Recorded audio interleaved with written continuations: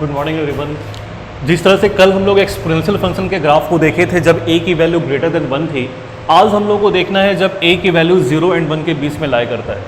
और जो एग्जांपल हम लोगों ने पिक करा था वो था fx is equal to 1/2 to the power x।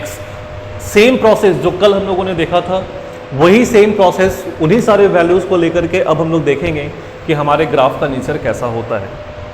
फिर से जो हमारे x के वैल्यूज़ होंगे वो x equal to 0, x greater than 0 and x less than 0, यानी कि सारे के सारे रियल नंबर हमारे डोमेन में है। इसीलिए इस बार जब x के वैल्यूज़ को हम लोगों को पिक करना है तो ऐसे वैल्यूज़ को पिक करना है जिसमें कि ग्रेटर देन 0 वाले वैल्यूज़ भी आ जाए, लेस देन 0 वाले वैल्यूज़ भी आ जाए, और इस फंक्शन का मान हम लोग x इज इक्वल टू 0 पे भी निकालेंगे। चलिए, तो जब हम लोग x इज इक्वल टू 0 इस फंक्शन में रखेंगे तो जो y के वैल्यू मिलेगी that will be 1/2 to the power 0 and इसकी जो वैल्यू है this is equal to 1। Next value जब हम लोग लेते हैं x is equal to 1, then we will get y is equal to 1/2 to the power 1, x is equal to 2, y is equal to 1/2 to the power 2। इसकी value कितनी है? इसकी value 1/2 ही है, यानी कि 0.5। ये हम लोगों ने कल निकाला हुआ है सारे के सारे वैल्यू 1/4। ठीक वैसे ही x is equal to 5, y is equal to 1/2 to the power 5 which is equal to 1/32 and x is equal to 10, then y is equal to 1/2 to the power 10 which is equal to 1/1024। इसके corresponding values को हम लोग यहाँ पे लिखेंगे और उसके बाद जो कोऑर्डिनेट्स मिल रहा है वो यहाँ पर आप लोग लिखिए। जो वैल्यूज़ 1/2, 1/2, 1/4, 1/32, 1024 इन सारे के वैल्यूज़ को हम लोगों ने क्या करा, डेसिमल में कन्वर्ट कर लिया।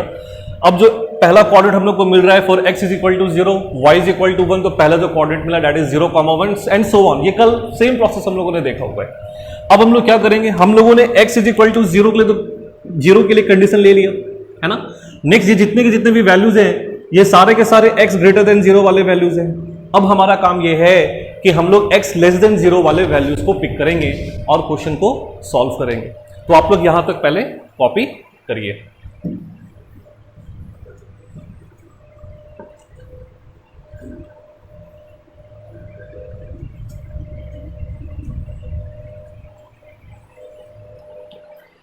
ओके, तो पहली वैल्यू x की हम लोग लेते हैं -1।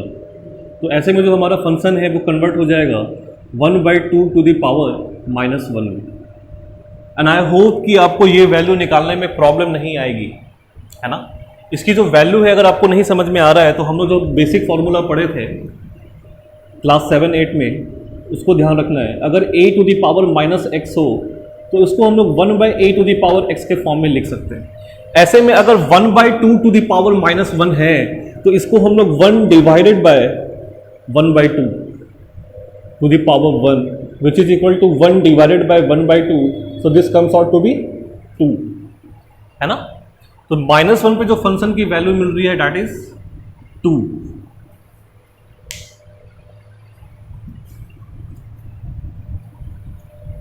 Next x is equal to -2, y is equal to 1/2 to the power -2। इसकी वैल्यू कितनी आने वाली है? सेम प्रोसेस इंप्लीमेंट करेंगे। 1/2 to the power -2 is nothing but 1 divided by 1/2 to the power 2 which is equal to 1/4 which is nothing but 4। तो ये value हमारी आ रही है 4। Next x is equal to -5, y is equal to 1/2 to the power -5 which comes out to be 32। Next value x is equal to -10 and y is equal to 1/2 to the power -10 which comes out to be 1024, है ना। तो जो corresponding coordinates हम लोगों को मिल रहे हैं, corresponding coordinate जो हम लोगों को मिल रहा है वो एक बार चेक करिएगा। -1, 2, -2,4 -5,32 एंड देन -10,1024। अब आप इन वैल्यूज को ध्यान से देखो और इसके पहले जो वैल्यूज हम लोगों ने निकाला था उसको भी चेक करो। आप देखोगे जब हम लोग y = a⁴x का ग्राफ बनाए थे फॉर a > 1 के लिए, तब सारे के सारे पॉजिटिव वैल्यूज के लिए यानी कि 1, 2, 5 एंड 10 के लिए ये सारे वैल्यूज हम लोगों को मिला था 2, 4, 32, 1024। लेकिन इस बार जब वैल्यूज 0 से 1 के बीच में है तो सारे के सारे निगेटिव वैल्यूज के लिए सेम वैल्यूज हम लोगों को मिल रहा है ना। ठीक वैसे ही a > 1 के लिए जब x की वैल्यू -1, -2, -5, -10 आप लोगों ने लिया था तो वो वैल्यूज डिफरेंट थे कब, जब a > 1 हो रहा था। तो आप एक बार इस चीज को मैच करके देखोगे, है ना। चलिए, अब जो हम लोगों को पॉइंट्स मिला है इन सारे पॉइंट्स को हम लोग ग्राफ के ऊपर में प्लॉट करेंगे। तो यहां तक पहले आप लोग कॉपी करिए। ओके, तो जो पहला पॉइंट हम लोग को है वो है -1,2। -1 यहां पर है, 2 इस जगह पर है, तो जो पहला पॉइंट हम लोग को मिलेगा डेट विल बी -1,2। नेक्स्ट -2 पे 4, -2 यहां पर है, 4 कहीं ऊपर में है तो -2 के सामने और यहां पे 4 के सामने यहां पर हम लोगों को एक वैल्यू मिलेगी -2,4। Next value -5,32। -5 इज हियर, 32 कुछ ऊपर में होगा। तो आपको ये समझ में आ रहा है कि अब आगे जो भी वैल्यूज हैं उसके लिए जो y की वैल्यूज मिलेगी वो सारे के सारे ऊपर की तरफ ही मिलने वाला है। ठीक है, अब जो x = 0, x = 0 पे हम लोगों को y की वैल्यू 1 मिली थी, यानी कि 0,1 कोऑर्डिनेट भी हमारे पास में है। 0,1 पॉइंट कहां पर है, इस जगह पर है। ठीक है, अब जो पॉजिटिव वैल्यूज थे उनको आप लोग यहां पर प्लॉट करेंगे। ओके, तो जब हम लोगों ने पॉजिटिव नंबर्स लिया था x के जगह पे तो 1 के लिए हम लोग को कोऑर्डिनेट मिला था 1 रखने पे जो हम लोग को y की वैल्यू मिली थी डेट वाज 0.5। तो जो फर्स्ट कोऑर्डिनेट है that is 1,0.5। So this is 1, 2, 3, 4, 5 and so on. पहला पॉइंट है 1,0.5। 0.5 ये जो y की वैल्यू 0.5 है वो 0 और 1 के बीच में कहीं पर होगी, तो ये वाली वैल्यू 0.5 है, 1 यहां पर है, तो जो पॉइंट होगा वो कुछ इस जगह पर आने वाला है। नेक्स्ट वैल्यू 2,0.4, 0.25 होगा, 0.25 जो है वो यहाँ पे 0.5 है, 0.25 इसके नीचे होने वाला है, इसलिए 2 के सामने पॉइंट कुछ यहाँ पर आ जाएगा। नेक्स्ट वैल्यू जो है वो और नीचे होने वाली है ना।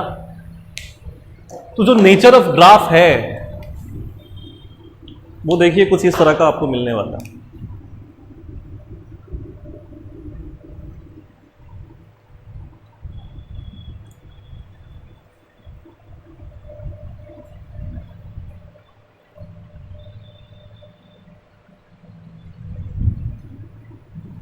ठीक है,